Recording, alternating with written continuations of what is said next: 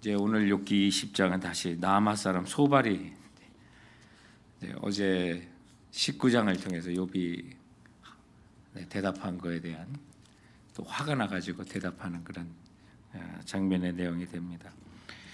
욥은 이런 고난 속에서도 끝까지 희망의 끈을 놓지 않고요. 말씀을 묵상하는 가운데 그 옛날에는 어떤 행위, 결과가 그 원인도 정해져 있는 일들이 참 많았다 하는 생각을 해보게 됩니다. 예를 들어서 어제 이제 말씀을 묵상하는데 떠올랐던 내용 중에 하나가 우리 조선 시대나 이럴 때 여인이 남의 집에 시집 가서 애를 못 낳는 경우가 있습니다. 지금은 이제 여러 가지 사실을 또 조사를 해보면 남자에게 문제가 있어서 여자가 애를 못 낳는 경우가 있는데 그런 경우에는 무조건 며느리 여자의 잘못이 돼가지고 쫓겨나기도 하고 뭐 이런 일들이 상당히 비일비재 발생했던 우리 조상들의 그 어떤 결과를 보면 그 옛날에 욥기 정말 아브라함 시대 전후에서 일어났던 일을 생각하면 수천 년 전에 어떤 행위 또 결과는 당연히 죄에 대한 어떤 정죄 의식이 강했고 또 그거에 대한 어떤 친구들의 욥에 대한 공격이 충분히 있을 수 있겠구나라는 생각을 해봅니다. 그래서 그동안 성경에서 가르쳐주지 않았던 그러나 욥기 시대를 일찍이 또 우리에게 보여주시면서 의인에게도 고난이 있고 또 하나님의 계획이 있다는 사실을 보여주고 또 이렇게 쓸데없는 친구들과의 그 공방같이 보이는 이 과정 속에서도 어제 욥기 19장에 보면 25절 26절에 그 욥이 기다리는 게 대속자 구원자를 기다리시는 그 내용에 있어서 예수 그리스도에 대한 정확한 그런 고백이 또 나오면서 그 욥이 고백하기를 내가 알기에는 나의 대속자가 살아계시니 마침내 그가 땅 위에 서실 것이라 내 가족이 벗김을 당한 뒤에도 내가 육체 밖에서 하나님을 보리라. 뭐 정확하게 우리가 하나님을 만나는 길을 구원자를 통해서 이 대속자가 세 번역에는 구원자로 돼서 정말 모든 책이 모든 성경이 우리를 예수 그리스도께 인도하는 그런 책인 것을 우리가 알게 되는데 정확히 그런 고백을 합니다. 또 그런 가운데 이제 19장의 마지막 절에 가서는 그 억울한 마음에 이제 자기를 공격하는 형제들에 대해서 그러면 너희들은 의로우냐 이런 얘기까지 하시다가 29절에 가서는 마지막 그 오늘 본문 1절에 그 바로 앞에 있는 내용입니다. 너희가 칼을 두려워할지니라 분노는 칼의 형벌을 부르나니 너희가 심판장이 있는 줄을 알게 되리라. 너무나도 억울한 그 계속해서 친구들의 공격을 하니까 뭐 이런 얘기까지 해서 욥이 친구들에게 너희가 정말 칼을 부르고 있구나 이런 일에 대해서 분노를 하면서 칼을 좀 두려워하라. 심판장이 계시고 너희들도 심판할 거다 하는 그런 얘기까지 하니까 오늘 이제 소발이 나아마 사람 소발이 욥에게 하는 말은 더 이제 화가 나서 하는 그런 내용들이 오늘 이 본문 속에 등장하게 되는 그런 내용입니다. 그래서 이 부분에 대해서 욥의 친구들의 그 마음을 자극했기 때문에 오늘 3절에 보면 내가 나를 부끄럽게 하는 책망을 들음으로 소발이요 나의 슬기로운 마음이 나로 하여금 대답하게 하는구나 해가지고 자기는 여전히 의로운 가운데 지금 욥에 대해서 또 조언한답시고 가슴을 후벼 파는 그런 얘기를 또 오늘 이 본문 속에서 또 하게 되는 것입니다. 그래서 소발이 욥에게 악인이 잘되고 번영하는 것은 잠시 동안 벌어진 일을 하면서 지금 악인이 누구냐? 잠시 동안 잘됐던 욥에 대한 일, 욥에 대한 공격이에요. 결국은 모두 환상처럼 사라져 버릴 것이다라고 하는 그런 평가를 소발이 욥에게 하고 있는 그런 장면이 있습니다. 그래서 악이 승리하고 풍족함을 누리는 것처럼 보였지만 결국 이 모든 것이 하나님께서 악인에 진노하시는 것처럼 악인을 멸하실 건데 그게 누구냐? 욥이라고 하는 거예요. 그래서 12절부터 29절까지의 내용이 그 내용들이 이제 나옵니다. 이 소발의 이야기를 들으면 욥의 현재 상황만 떼어놓으면 구구절리고 옳은 말처럼 느낍니다. 또 부분적인 진리를 또 진리의 말씀이니까 이것이 모든 것이 또 우리에게 주시는 말씀이기도 합니다. 그러나 이것이 어떤 상황에 맞는 것이냐, 또 어떤 상황에 주어 주시는 거냐, 이제 그런 부분에서 우리가 욥기를 진지하게 생각하고 적용에는 우리가 정말 깊게 적용해야 되는 그런 부분이 우리가 진리의 말씀도 올바른 상황 속에서 올바르게 적용하는 것이 너무나도 중요하구나라는 사실을 깨닫습니다. 왜냐하면 기독교 역사 속에 진리라고 하는 잣대를 가지고 종교 재판을 했던 게 너무 많기 때문에 그런 내용들을 보면 우리가 진리라고 하는 이 내용들을 적용할 때 특히 우리 예수님께서 말씀하신 것처럼 모든 구에 사랑을 더하고 사랑 속에서 그 내용을 우리가 적용해 나가야 되는 이 중요한 원리들을 예수님께서 이제 오셔서 직접 말씀을 하셨기 때문에 우리가 그 모든 말씀을 할 때 우리가 이게 사랑으로 적용하는 건가?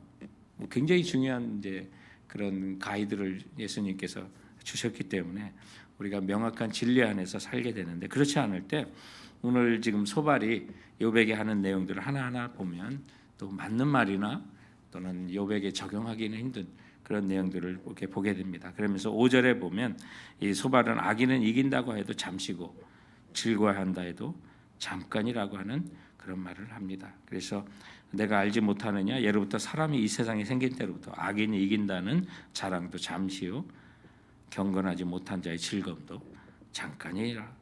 6절과 7절에 보면 존귀하게 여김을 받게 된다 하더라도 결국 망해서 똥처럼 취급받게 될 것이다라고 하는 그런 얘기를 아주 욥의 그 가슴 아픔 속에서 어제 19장을 통해서 했던 항변을 그냥 배설문처럼 여기고 있는 그 친구의 그 말이 오늘 본문 속에 있습니다. 그러면서 악인이 누리는 부귀영화는 밤에 잠깐 보이는 꿈, 환상 그렇게 사라질 거라는 말씀이 8절의 말씀이에요.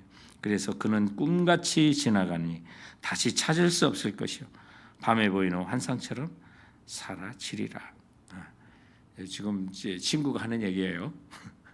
욥의 친구가 한다는 얘기가 지금 세 사람이 똑같이 이렇게 얘기하고 있어요. 그래서 결국은 악인은 사라지게 되고 그의 자녀들조차 비참한 삶을 살게 될 것이라고 그렇게 얘기하는데 아주 9절부터 11절에 보면 그를 본 눈이 다시 그를 보지 못할 것이요 그의 처소도 다시 그를 보지 못할 것이요 그의 아들들은 가난한 자에게 은혜를 구하겠고 그도 얻은 재물은 자기 손으로 도로 줄 것이며 욥기가 보면 또 굉장히 그 지혜를 가르쳐 주는 말씀이기도 하지만 난해한 구절들이 있어요.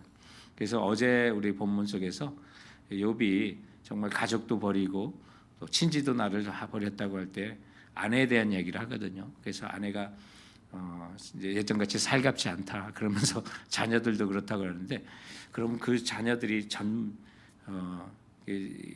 처음에 등장했던 자녀들 다 죽었는데 자녀가 있나? 그런 부분도 있어요. 근데 오늘 이 본문에도 보면 그의 아들들은 가난한 자에게 은혜를 구하겠고 욥에게 한 것이냐 아니면 다른 어떤 대상을 두고 한 것이냐. 그런데 지금 소발이 욥에게 대답하여 지금 말씀을 하고 있거든요. 나마 사람 소발이 대답하여 이르되 욥에게 했다면 어제 본문과 오늘의 내용을 보면 성경에 보면 구속사의 역사 속에서 중요한 명단들이 나오지만 그 외에도 자녀들이 있는 것을 보게 되는데 그러면 다른 자녀가 있지 않을까 그렇게 이제 하는 그런 내용들이 오늘 이제 본문 속에 있습니다. 아무튼 이 모든 것들이 그 소발의 대답은 악인의 자랑이 잠깐고 사라질 거고 또 그 모든 것에 대해서는 인과응보 원인이 있기 때문에 너가 지금 이런 고난을 받는다는 그 내용을 하고 있습니다.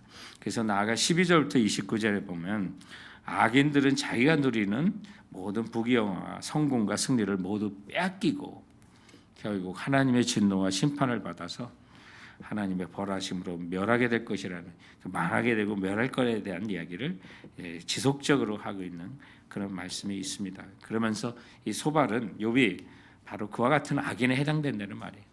욥이 당하고 있는 고통과 고난은 마치 악인이 당하게 되는 하나님의 진노와 심판 그리고 징계와 같다고 그렇게 말씀합니다. 근데 내용들을 보면 우리가 맞는 말이나 진정한 의미를 우리가 가지려면 이것이 제대로 적용돼야 되고 또 올바른 환경에서 올바른 시간대에 올바르게 우리가 적용돼야 하는 것을 보게 됩니다. 우리가 좋은 약들이 있습니다. 성경도 정말 구약, 신약, 약이라고도 표현하지 않습니까? 그러나 그것을 잘못 먹게 되면 부작용이 있는 것처럼 또 독소가 되는 그런 경우도 있습니다. 우리 어르신들을 보면 약을 많이 먹으면 좋으신 것처럼 생각할 때가 있어요. 그래서 정량보다 세게 먹으면 더 빨리 낫는 줄 아셔가지고 또 탈이 났던 그런 경우도 저희 집안에도 이 경험을 하게 됩니다.